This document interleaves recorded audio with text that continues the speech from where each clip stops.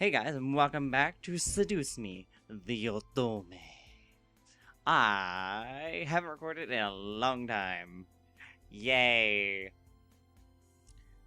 But it's fine. Cause... reasons, I don't know. You make up your own reasons for it. I really don't give a shit. But I have finally gotten back into the mood of recording, so let's get this on with.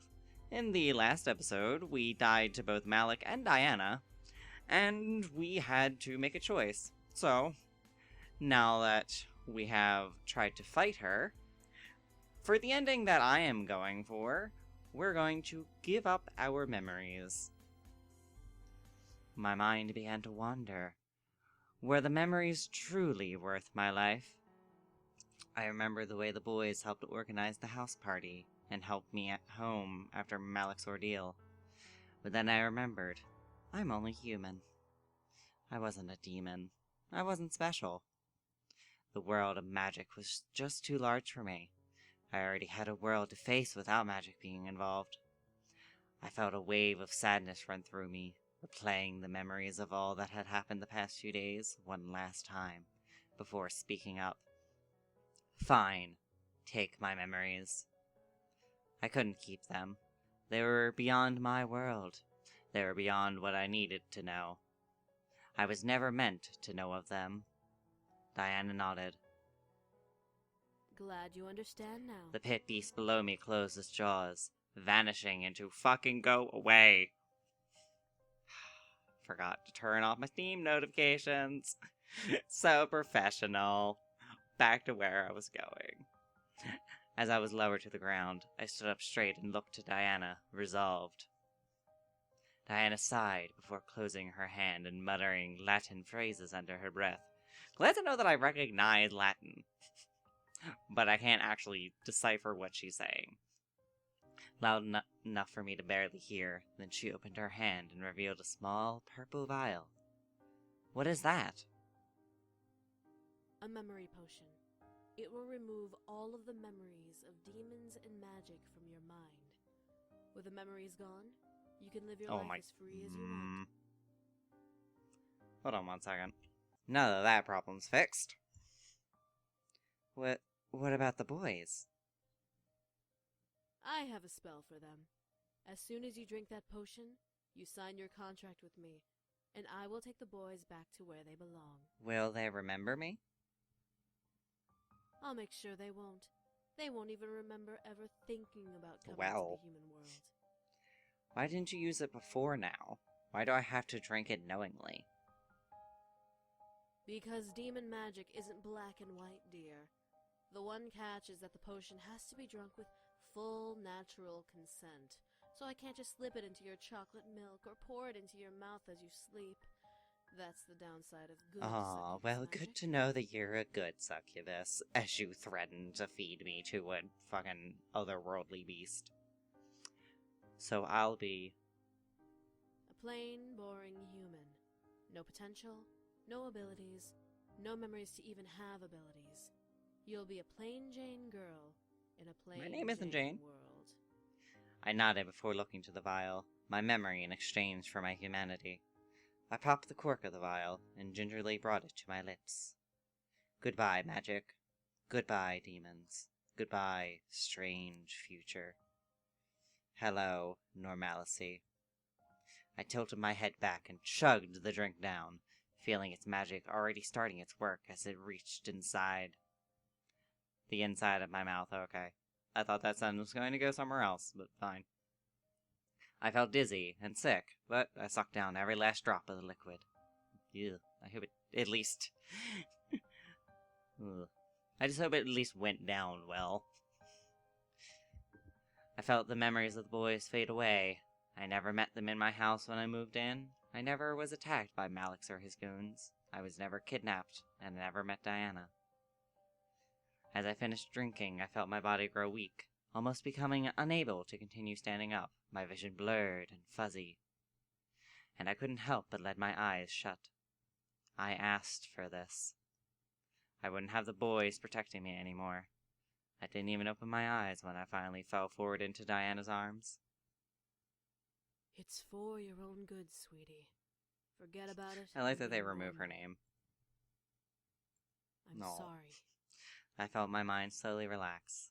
There were no demons, no devils, no magic to drive me crazy. Everything was normal. Everything was peaceful. Everything was ordinary. You know, except for the fact that your father still has a problem with you and your life. But, normalcy. Just the way Diana wanted. Just the way I wanted. Eventually, the morning arrived, and the sun screamed at me to get up. Surprisingly, I woke up before my alarm clock, which was nice. I stretched out and quickly got dressed, getting ready for school. I went over in my mind what had happened over the weekend, suddenly feeling wary. I had moved in Friday night, held a house party Saturday, and enjoyed my day Sunday. Yep, sounds right. I scooped up my bag and headed downstairs to the dining room. The room was empty and I felt hungry. I needed something to eat. I made myself some quick toast and coffee, needing a jump start. Yeah, because toast is really the jump start. At least the coffee does. I felt drained, and I did not want to fall asleep in my class. Something bothered me, though. My house felt empty. Or at least emptier than when I came for some reason. I couldn't put my finger on it, though, but it did slightly bother me. I finished my food and quickly rushed to the front, waiting for Naomi's car and confident that nothing was going to happen. I avoided talking about what had happened yesterday. I'll be riding with you guys from now on to and from school. As we entered the school, we quickly gathered our things from our lockers and headed to class. There were no events, to my surprise. Naomi and Suzu took their seats around me, Suzu in front, Naomi beside, before the class bell rang and the class was greeted by our teacher. History wasn't as boring as economics, thankfully, but I still managed to space out in the class just the same. I decided to keep my eyes to my notebook. I began to scribble random doodles, some which stuck out more than others. This is why I don't record during the day, 'cause phone calls. I began to scribble random doodles, some of which stuck out to me more than others. I had somehow managed to doodle a small bear with a heart on its stomach. I cracked a small smile at the image, imagining the heart lighting up on my paper, as I pressed the eraser of my pencil on it. I remembered what had happened last week, slightly frowning at the memories of my grandfather. I guess it was still hard to let him go. Can't blame ya. To lose someone is never easy, but I knew that moping and letting his memory get to me wouldn't do any good. I felt, though, that he was watching over me, as stupid as that may sound. I felt that I was somehow safe, like it was okay to not focus on school or my future, and just live in my own little world. Girl, I know how that feels. I love to live in my own bubble. I could be a little girl and draw pictures of rainbows and butterflies. Sadly, I knew that wasn't realistic. Graduation was slowly coming up and my mind had wandered into the future once again. What was I going to do? It was hard to think about. At this rate, I just wanted to wing it. No decisions had to be made ahead of time in my little world. No disappointments to come of what I would do. Hell, maybe I could have just found a perfect magical love in my little world, and life would just turn out like a dream.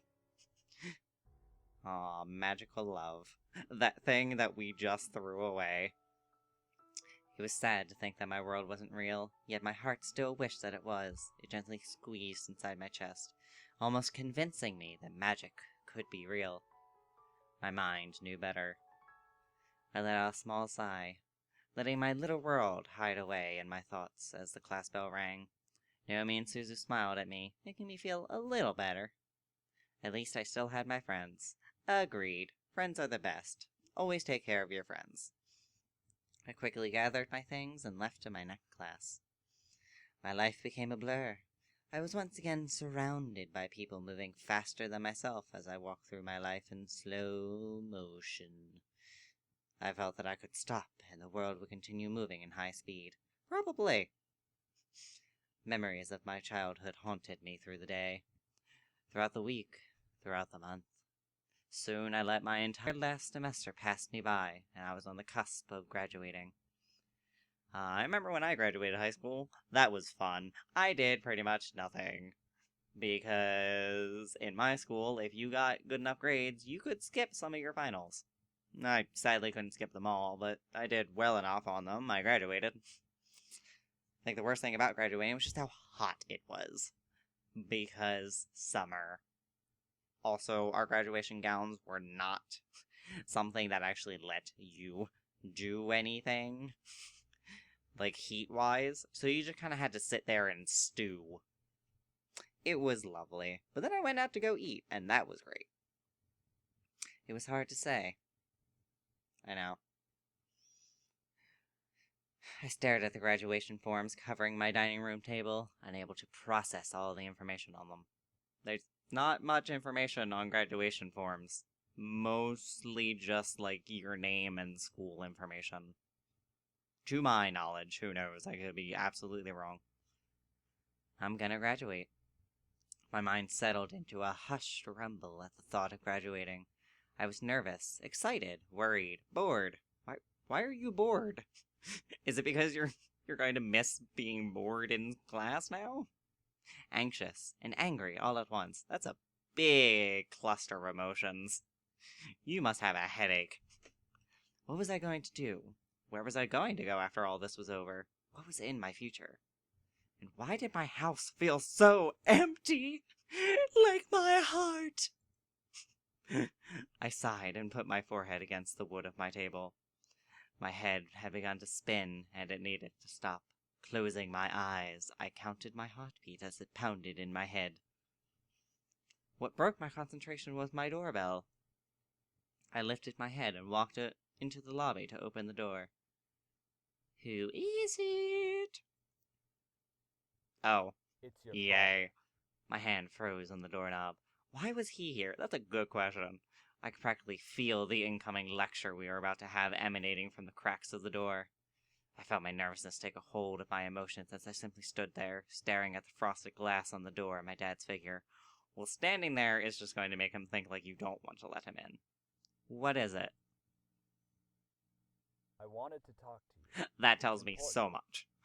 I opened the door, ushering him in. There was no use in denying the inevitable. True.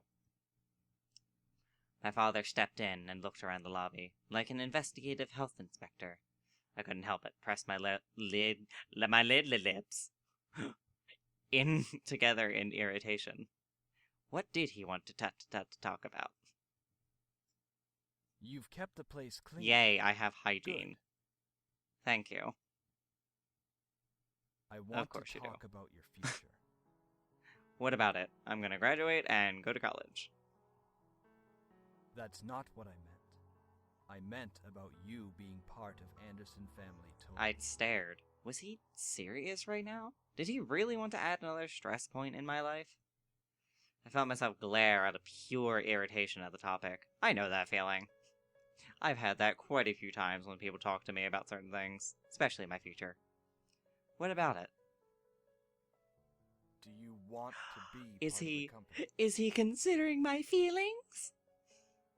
Was he seriously asking this? Was I getting an opinion? This had to be a test. This couldn't be real.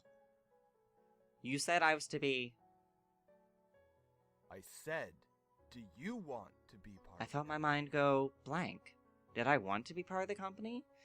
If this chance was real, this was my one chance to do what I wanted without the expectation over my head. I wanted to be free. I wanted to fly high and find my own path of life. If that was really a future with the company, I would be taken there on my own choice, not on the command of my father. If my future took me far away, then I wanted the chance to go. No, I don't. May I ask I why? want to choose my own future. I don't want to be stuck to expectation. I felt my mind begin to fill with the ideas of futures, dreams, and goals that I could possibly fulfill with my new freedom. I want to decide what to do with my own life. If it's with Anderson Family Toys, then I want my heart to bring me there. My heart tensed in fear. Was he going to scold me? Was he going to be happy? What was he going to do? His sigh almost frightened me to death. You should do Aw, what makes you Daddy. What? Did he really? Dad? I'll admit, I've been harsh on you. I thought that me pushing you would make you confident to take the family company. With you being in this place, though, I was worried that you'd turn as curious as your grandfather. Then why send me here? That is a really good question if you feared your father's influence on her. Because I wanted to see what you would do if you weren't constantly under my influence. My dad placed a hand on my head and rubbed gently as I stared up in confusion at him. Looking at you now, I see a grown woman, ready to take on the world. I deeply regret not being the dad I was It's supposed fine. to be. No one's perfect. You never abused her. You never did anything. You just tried to make her the best daughter that you saw fit. It might have been cruel and a bit verbally mean, but you only had her best interest in mind. I can't really be mad at you. Suddenly, I felt my dad pull me into an embrace, burying his head in my shoulder. I stared wide-eyed over his shoulder, unable to take in what was happening. Was he hugging me for real? Was he seriously in regret? I should have let you be a kid a little while longer. Now that you're grown up, I can't guide you. I began to shake. This was real. This had to be. This was too emotional to be a dream. I gripped onto my dad, making sure my senses. Well, keep calming your nerves too, but make sure your senses aren't lying to me. I'm sorry. I'm so sorry. My dad pulled back slightly and gently moved a strand of my hair from my face, smiling at me. I love you, sweetie. It's so cute. And then I broke.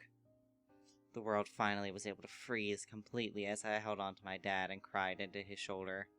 I let my mind completely empty and fill itself with memories of my dad and me. He used to be kind. He used to care. Something took that dad away from me, and now he was back. I could feel his love for me as he held me close and let me cry into his shoulder. He finally said, "I love you, Daddy." My baby girl. It so sucks that you proud don't of get the conversation in any other ending. I leaned completely into my dad's embrace as he said, "I cannot talk. Help! Give me succubus magic to teach me how to speak." I felt like a little girl again. It was both pathetic and blissful. I didn't care. I was with my dad. My dad gently pulled away and kissed my forehead, letting me hiccup with a soft smile. I give up. No matter how old you are, you'll always be my little girl. I may have screwed up your childhood, but let me make it up to you in the future. I nodded, wiping my eyes. I could finally have a dad who didn't see me as an investment, but as a daughter. My heart was jumping in my chest with joy as my mind filled with all the happy thoughts. I felt like I could do anything now. My dad rustled my hair a bit before stepping away from me. Now, I have to take your mom out to dinner. It's been a while since we've gone out, but I think it's time to apologize to her. For as what? well. For being a burden she had to carry. She's always supported you from the sidelines, but I didn't let her completely be a wife and mother. It's time to make her happy now. My dad and I smiled at each other. We understood each other now, and I was happy beyond words. My dad left my house, but not completely alone. I knew that he would support me now with whatever I wanted to do. I smiled and held my hands to my chest, feeling my heart pulse. I'll be okay. Yes, you will be. Le gasp! I quickly turned to the voice to see a woman dressed in black and gold, smiling at me. It was as if she appeared from out of thin air, and I went into defense mode. Who are you? Relax, relax. I'm just passing by. What do you mean? How did you get in here? You don't need to know that. I only came here to pick up a little something. And What are then you- I'll be gone. With a snap of the woman's fingers, I suddenly felt myself get warm. This feeling was familiar, but I couldn't pinpoint it. What was she doing to me? I watched as the woman walked to me and gently lifted my chin to look in my face with a smile. A kiss for the road, sweetie. I had to do a lot of running around, and it's made me need a pick-me-up.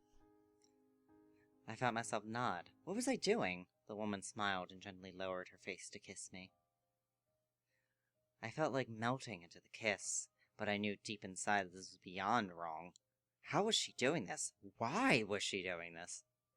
I felt my strength and energy drained from the kiss, and soon I felt my legs slightly wobble in weakness. The woman pulled away and placed a small purple vial in my hand. Drink up, sweetie. I nodded and opened the vial before pouring its contents into my mouth. It was sweet, like fruit, but it wasn't overpowering, and I felt my energy return to my body at the last drop that dripped onto my tongue. Huh? What? A gift from me, as a thank you for giving me the strength to finally take what is What mine. is yours? The woman smiled before nodding to me and walking around me to the door. As she opened it and took a step out, she looked back to me. Praetorium poscunt, corage augurium, delir memoria, liberare Okay. iam. As she closed the door behind her, I suddenly felt my mind go back to being happy. What had just happened? Oh right, my dad had just left. I felt more confident than ever. I rushed over to the dining room and looked over the graduation papers with a small smirk. I can do this. Eventually, my graduation came along. I walked across the school stage and took a hold of my diploma with grace. The rest of the story could almost be passed over. I graduated from school as one of the top 10 students, and my family was proud. But what of my future? Well, that was free for me to decide now. No longer would I have the future staring me into a corner. I could choose my own life. That being said, I was still scared of where the future was going to take me. What did I want to do? Did I want to help build the family company? Did I want to venture out onto my own? Whatever I was going to do, I was going to do it with a smile on my face. I was happy, and nothing could shake me down from that happiness. The next morning I woke up and took in all that had happened, as if it was all a dream. My life seemed to fall perfectly into place. It was almost surreal. I walked over to my balcony window and opened it, stepping onto the patio and staring into the sky. It was beautiful. The wind gently brushed over my face as I took in the smell of the morning. I felt a wave of confidence rush through my body as I stared into the sky. I'll be fine. I'll be just fine. I was confident that I could do anything now. My life was in my hands, and I was strong enough to carry it. I was alone for now, yes, but eventually I knew that I would be happy at the end of my journey. I still had 100 battles to face, 1,000 memories to make, 1,000,000 stories to write. That was just one of those stories. And that was my happily ever after. End. And that is the law ending.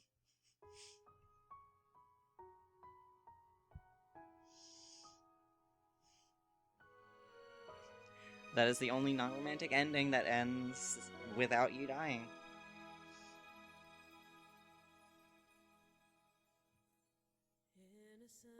I have no idea if the song copyright, so sorry, I'm gonna have to talk over it. But you can go get the game and listen to it yourself.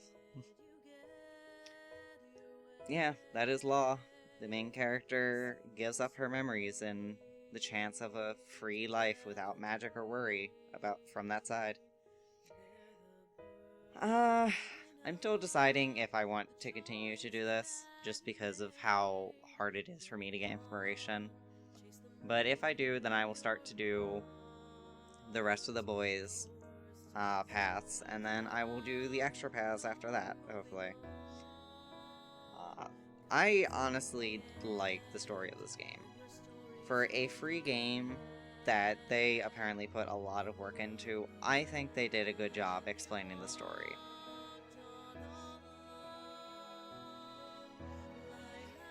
I don't really have much to say besides that each ending makes a lot more sense when you understand each story.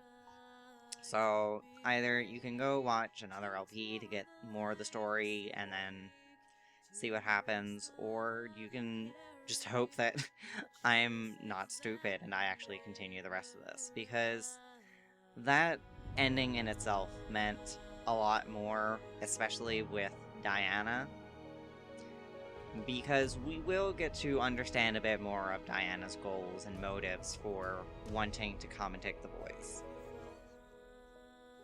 But that's for later, because I want to save her story until after we deal with the boys. I'm not sure who I will do first with the boys. I might just go in oldest. No, because if I go oldest to youngest, then I'll have to do my favorite one earlier. I might just go in whatever order. I'll probably go with my least favorite to my favorite, because I do want to save my favorite of the boys for last, just because I like his personality the most.